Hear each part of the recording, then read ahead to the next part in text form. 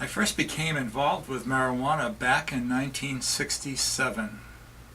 I was a social worker in the Army in Vietnam, and in Vietnam some soldiers smoked marijuana, and if they were caught, they were being given pretty severe penalties.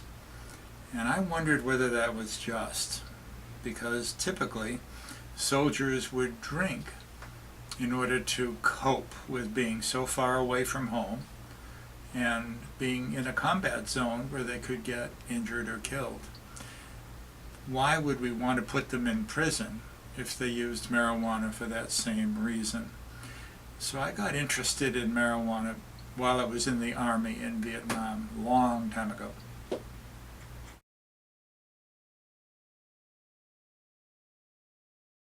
Date. There were a number of reasons to legalize marijuana. Some of them had to do with all of the problems that prohibiting marijuana was causing, even though they weren't intended. So we saw an enormous underground economy develop, with billions of dollars going to criminals and gangs and drug cartels. We saw enormous amounts of violence in Mexico, thousands and thousands of people killed because of the drug profits, a lot of it having to do with marijuana profits. We saw the law being applied very unfairly, with people of color who were no more likely to use marijuana than Caucasians being arrested and convicted and being given harsh penalties, way out of proportion to their percentage in the population. We saw prohibition of marijuana not succeeding nearly well enough in preventing young people from getting access to marijuana. We saw our whole society becoming very misinformed about marijuana, including the risks and harms of marijuana because of prohibition. So for all of these reasons, the idea of a regulated approach to licensing people to grow and sell and purchase marijuana, raising taxes that could support public education and prevention and treatment and research, all of that made sense. And over time, voters in Washington and Colorado began to think a licensing approach is a smarter approach to dealing with the health and safety risks than prohibition.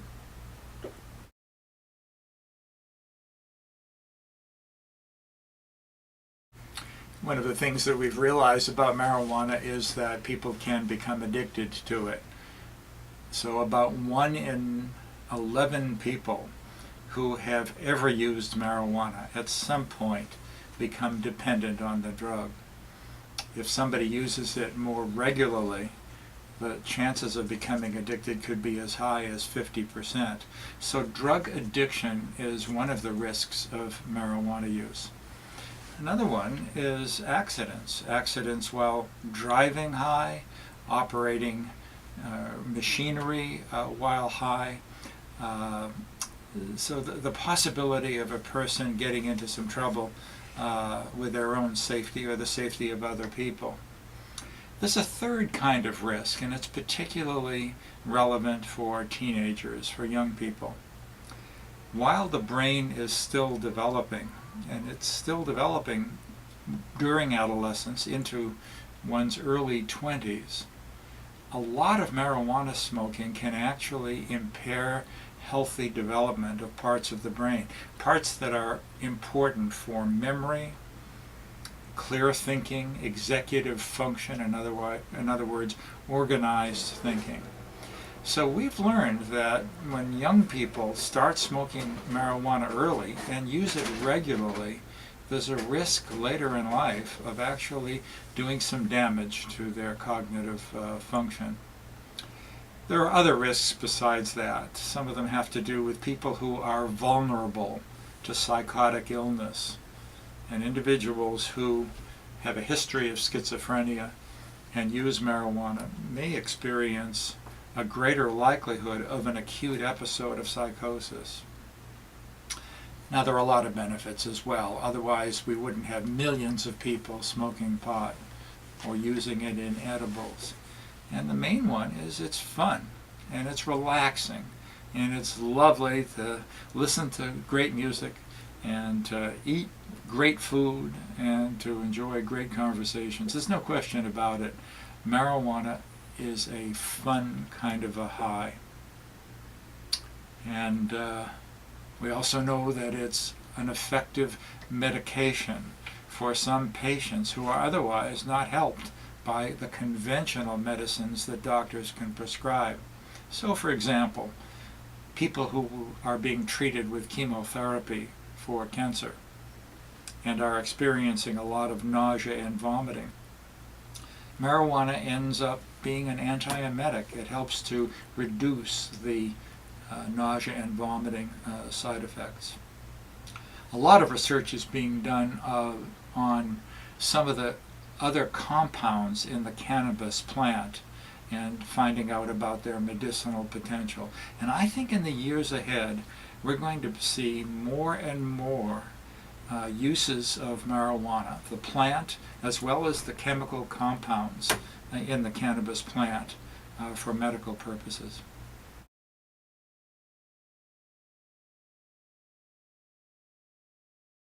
We'll soon find out whether more young people say that they have access to marijuana once the licensed stores open, whether more young people use it, whether more young people use it heavily. I think we'll soon find that out because a lot of researchers are going to be honing in on what happens in Washington State in the months and years after the stores open. In my personal opinion, I suspect we will see some increases in marijuana use by young people. I think we'll also see increases in use by older people. And I think it's the novelty effect. When those stores first open, people will be curious. And while it will be illegal for anybody under 21 to purchase marijuana, to possess it, to use it, we know from what happens with alcohol and tobacco that young people will find a way. They certainly did find a way under Prohibition. Very high percentages of high school students under Prohibition said that they could get marijuana if they wanted it. But I do think we'll see an increase. And I'm also hoping that in the several years after the stores open, new norms will develop as to what's cool and what's not cool. And young people will make decisions that are healthy and good decisions, decisions that won't lead to their being derailed from achievement in school or at work. But I think it'll take a while before we see those new norms evolve. And for a while, I suspect we'll see increased rates of use.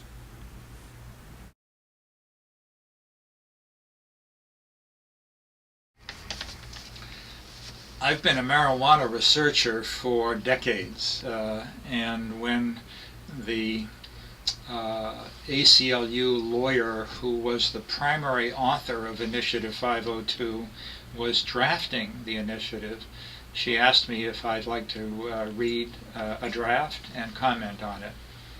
Her name is Allison Holcomb, and she was not only the author of the initiative, but she ran the campaign, and she did so highly effectively. So she invited me to take a look.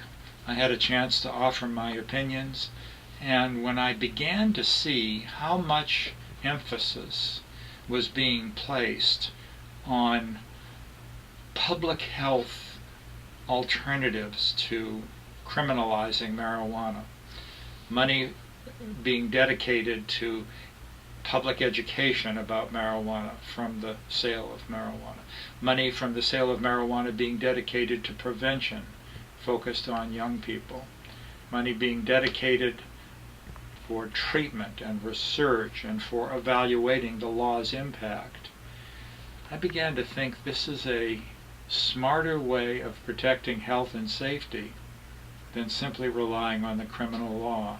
So I agreed to be one of 10 co-sponsors of Initiative 502.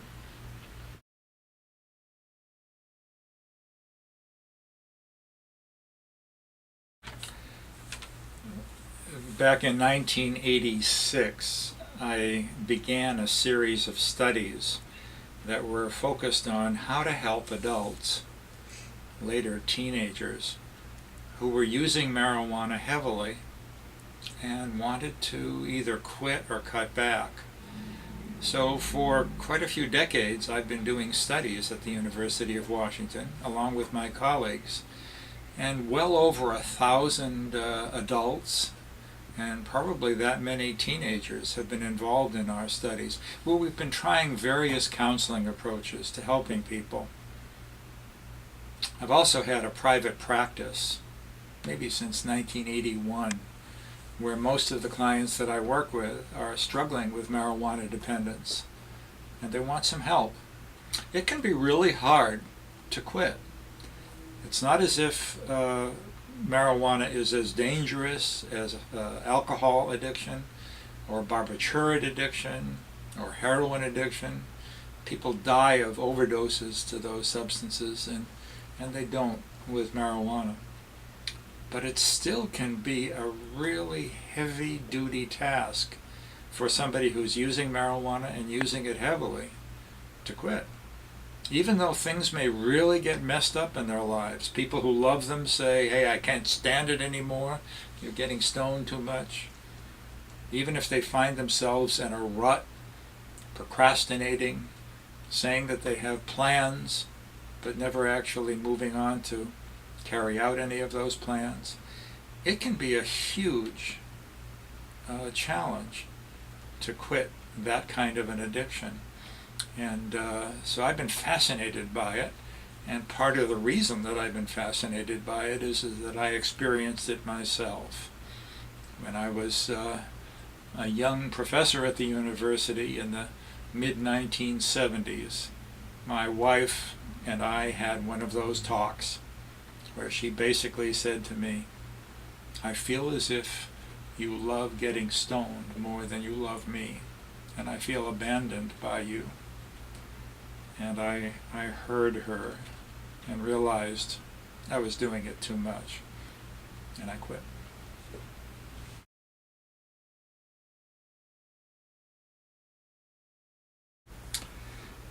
Just as this issue has become really fascinating and the stores are about to open and so many fascinating research questions need to be answered, just as I'm doing that, all of that is happening, I am retiring. And so while I've been invited to play a role on various research projects, over the next year or so I will be fading away and leaving the academic world and going on to doing some other things in life.